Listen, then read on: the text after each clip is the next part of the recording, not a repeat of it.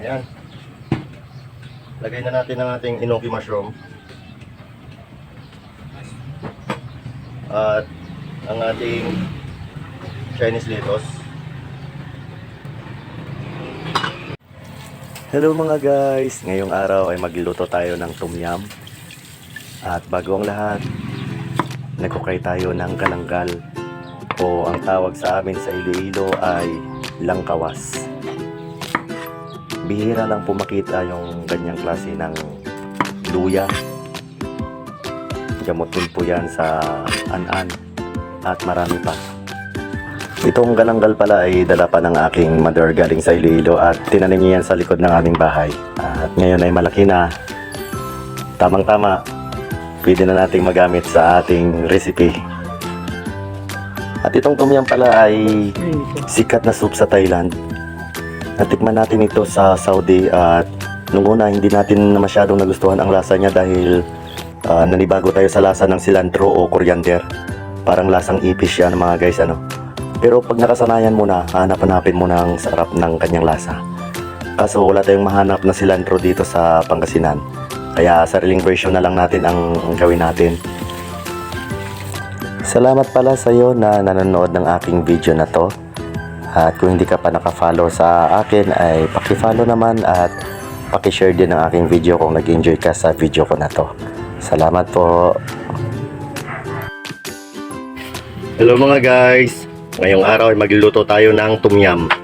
At ito ang mga sangkap na ating gagamitin sa ating pagluluto.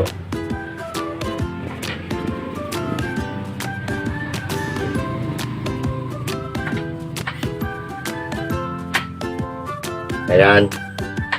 Simulan na natin ng pagluluto mga guys. Tara, samahan niyo po ako.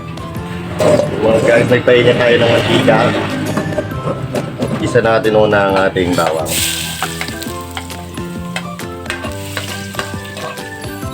Sunod natin ang ating sibuyas.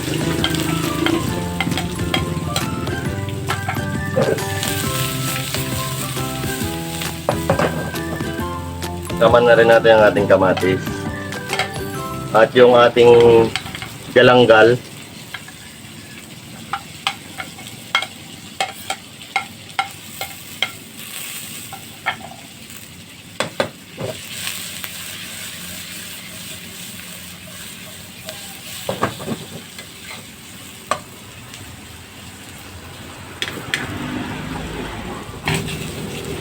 Lagay natin ang ating tom yum paste.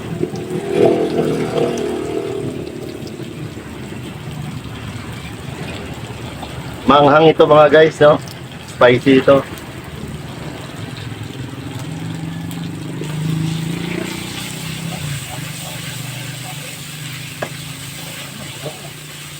Ang bango.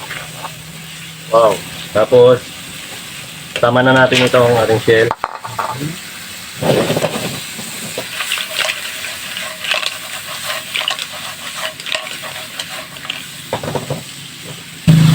Lagay natin yung ating lemongrass, batuan,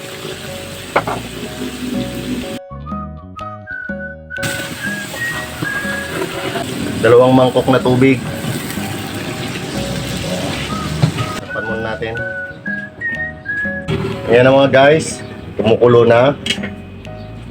Lagay natin itong sili. Maglagay tayo ng kalahati lang na chicken cube.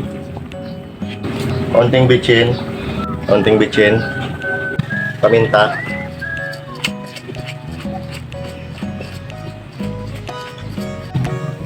Durugin natin yung batuan para lumapot na yung sabaw niya.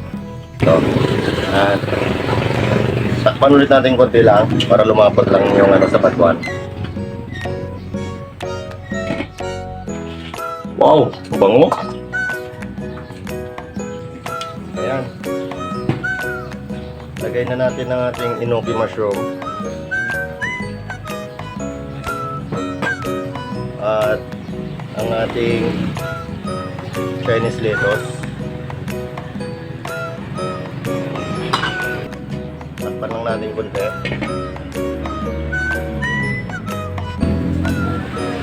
Open na natin mga guys.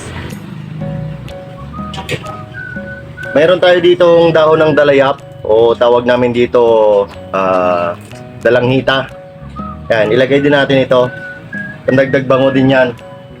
Isa rin yan sa sangkap ng tom yum. Yan, ang bango na, no? Ayan mga guys. Ready na ito. So, dahil wala tayong cilantro o coriander, ito na lang ang itatoppings natin, yung spring onion. Yan. Ayan na. Luto na yan. Ito na. Tikman na natin. Tikman na natin mga guys.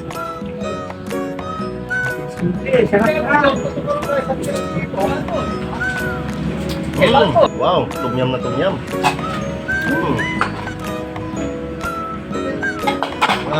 Panalo. Hello mga guys, ito na ang ating tumyam. Ayan, salamat sa Diyos mga guys sa inyong walang sawang pagsubaybay at panonood ng ating mga content. At please follow and share my video mga guys. Salamat po sa Diyos at kita-kits po tayo ulit sa susunod kong mga videos. Thank you so much for watching.